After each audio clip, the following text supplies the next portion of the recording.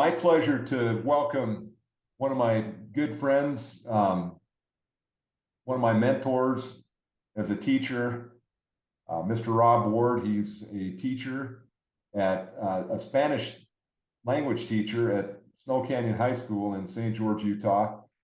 And our careers began many years ago. We coached wrestling at different schools.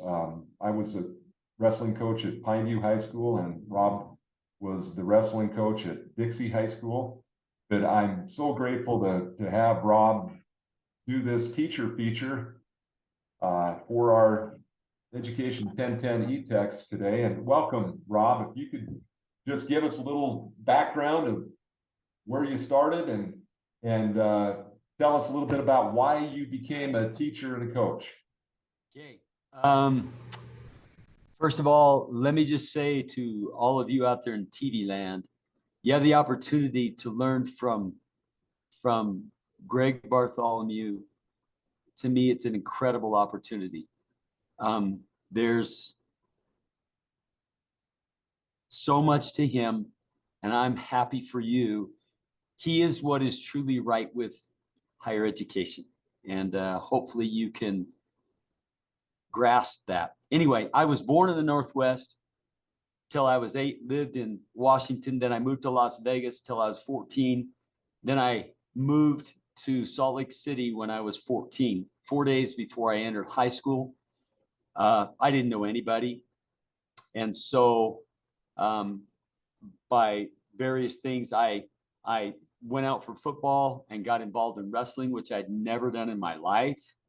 Got the holy stuffings kicked out of me, and I ran track. But the friends that I made were there, and the influencers in my life were the coaches by a long ways. There were some teachers, but the coaches were the ones that really that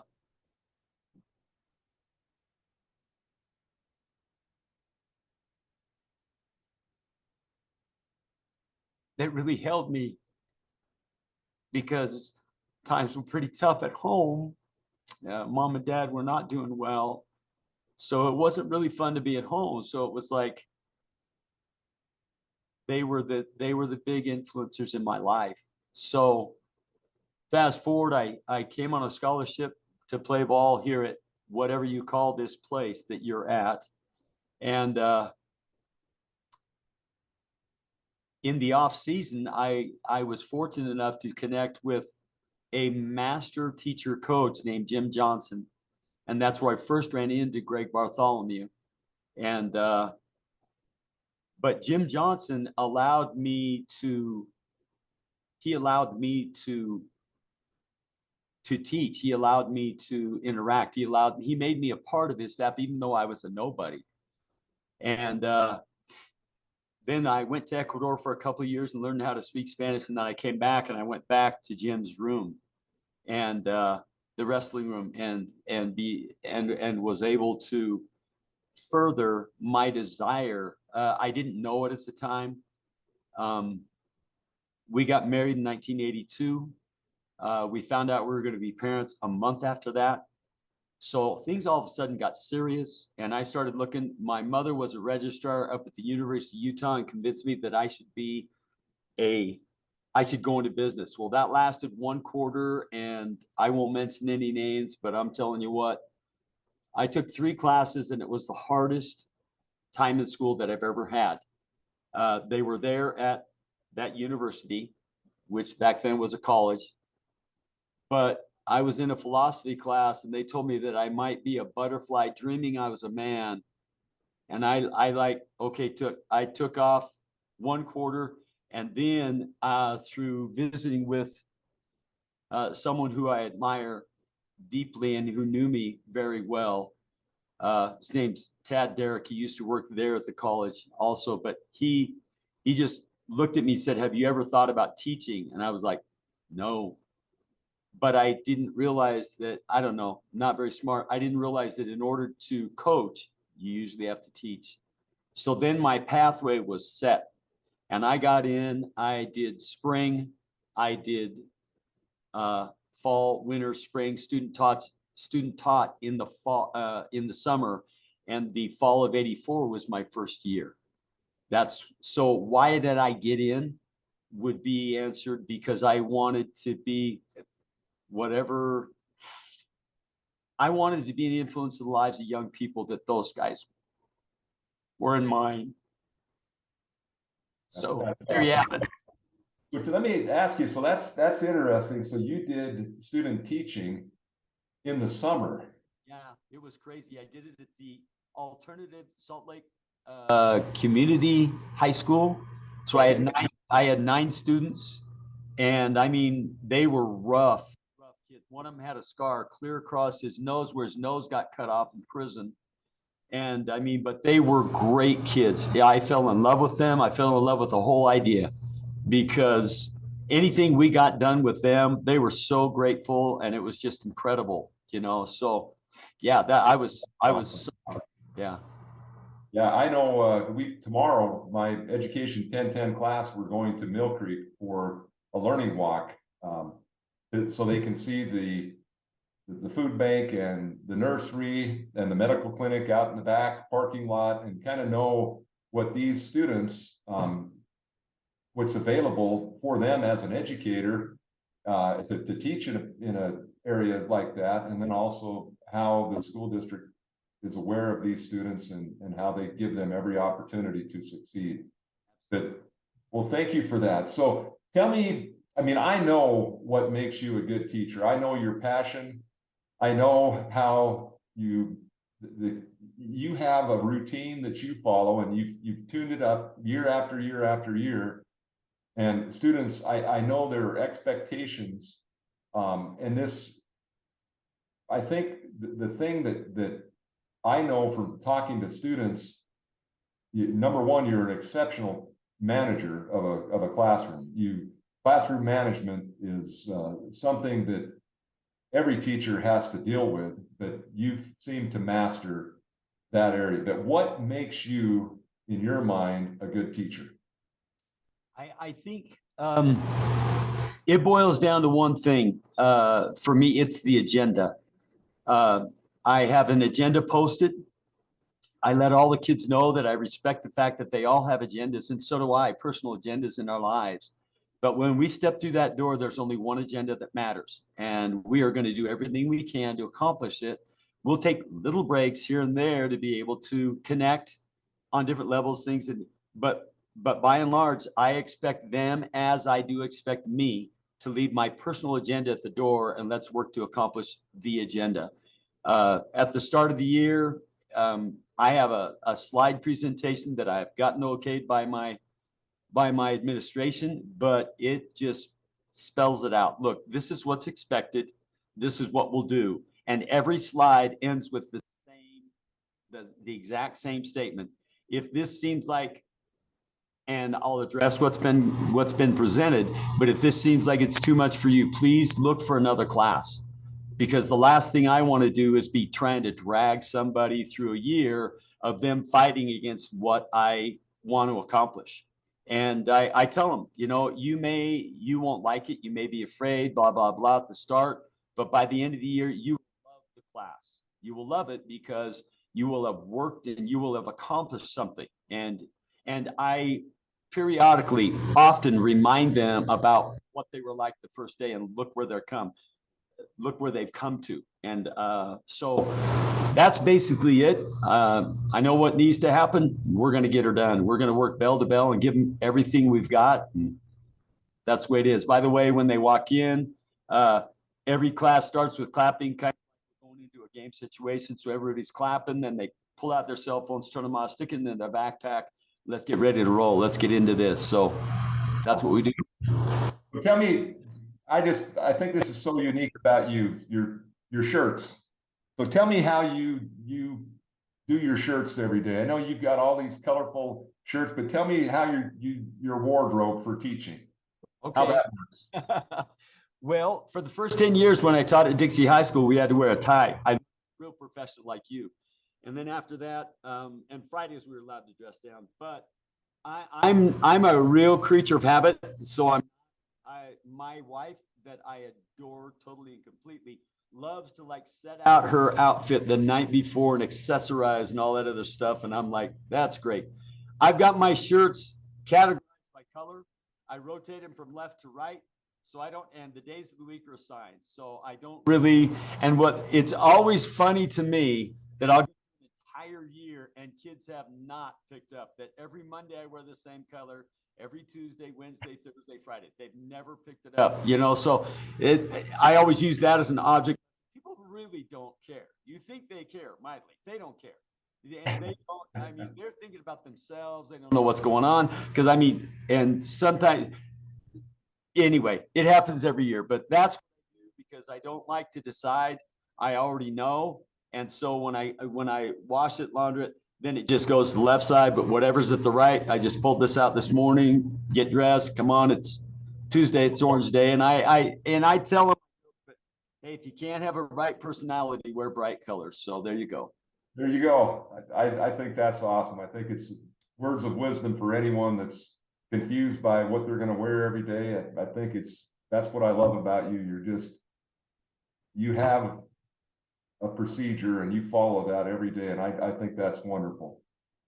So what is your favorite part? And I think you've explained a little bit about this, but what is your favorite part of being a teacher? Hands down, it's the kids. That's the only reason I do it. I didn't ever think I was going to teach long term. I thought I'd be out of it at about 10 years, and I'll finish my 39th year this year. And they, you know, I never feel like I have to go to work. I just feel like I get to go to work. And sometimes you got to talk them out of being teenage poops. I don't know if you could say that, but anyway, sometimes they're just not excited. They look at me on Monday mornings like it's my fault the weekend ended. And we just, you know, I am passionate about them and giving them the tools mingled with Spanish that they can succeed out there, that they can succeed out in the world, you know. And so we're big on, you know, just the basic things that our parents taught us. You know, when you have parents who were raised in the Depression, you see things a little bit differently. So I pass on those things. I think that, you know, my mom and dad are both not on the earth anymore, but I think that they're pleased that what they tried to instill in me, I'm still trying to instill. Now, granted, I love everybody. You know, I don't judge. I love and accept everybody. But still, it's amazing when we get a break in a lesson where we're going. But if we have something that we need to talk about, it's amazing the eye contact that you get when you're talking about something that really matters to them. And I look for those moments. Anyway, I love them. I got a shirt up in the back of my room that says, I love this job, because there was a time when I had to rearrange. You know, if you want to be excited, you got to act. You just got to act it and you'll catch it. So I look up there and I tell my kids every day that I love this job, especially when I just don't get what they're doing, but I love this job. And then I tell them that I love them, because that gives me license. Yeah, I do love you, but I have expectations. So I love you, but sorry, you just got to get her done. So anyway.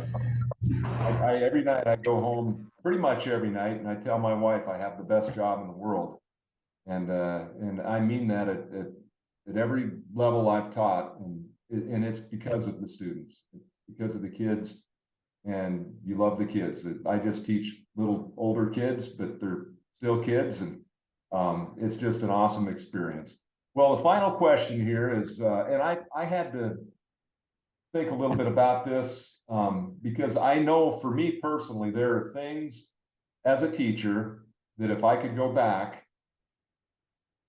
I would change a few things to make me a better teacher. But knowing what you know now, and having gone through the years that you've taught, what would you do differently if you could start over? What's one thing that you would tweak to make yourself a little better teacher? And this would be from the perspective of who you are today, words of wisdom to a new teacher. Wow. I think what I would do, I've always been pretty much mortified that I would lose control of a class. So I haven't always used I know one of the ways to control a class, and when I was young, I used it way too much, and that was sarcasm, because I could just like flat out, I don't know if you'd say browbeat, but I could sing somebody into submission to where they, and back in the days, I mean, there are some young men who are all state football players, and they have me to thank because they were doing push-ups constantly, but we don't do that anymore. I think if I could do anything different, I think, and I'm working on this right now, because that's another thing, is that as you go through, I will have 40 plan books next year. I've never taught with the same plan book. I'm constantly feeling the impressions of what goes good, what doesn't go good, and looking to do things better. But I would look to control a classroom more with love, and I'm getting better at it. I don't do near as much. I don't do hardly any singing anymore, but I used to do quite a bit. But again, there's a reputation that has to be, I don't know. I don't know. Anyway, I don't know whether that makes sense, but Absolutely, it makes sense. And I've seen the transition. Even the way I taught was very similar in a lot of ways. And I know you well, and it's a different world that we teach in, and the struggles are different and with our students today than they were 15 years ago. And it's just with the constant barrage of social media and the technology and having so many tools in your toolbox that you don't even know which tool you're going to grab that day and use. It's overwhelming to be a student today, and to have an ally that can communicate with them and help them get through this part of their life and get them going in the right direction. I think that what we used to think as being important to teach, it's really not about the content, it's about the person. Absolutely. And I've learned that, no question. I think if I wrote down everything that I learned in high school, I might fill a page. But if I think about the people that influenced me and led me in the direction that changed my life, I could fill volumes of relationships with individuals in our profession. Well, Rob, I can't thank you enough for participating in this teacher feature. I just think the world of you, and but thank you so much. The feeling is totally and completely mutual. Let me just say one thing in parting real quick. We go to these things at the start of the year, and sometimes it's like, oh, but they actually said one that was really, really good. It's in context with everything, and it sums up what you were saying. Kids have two backpacks. They got one you can see, and they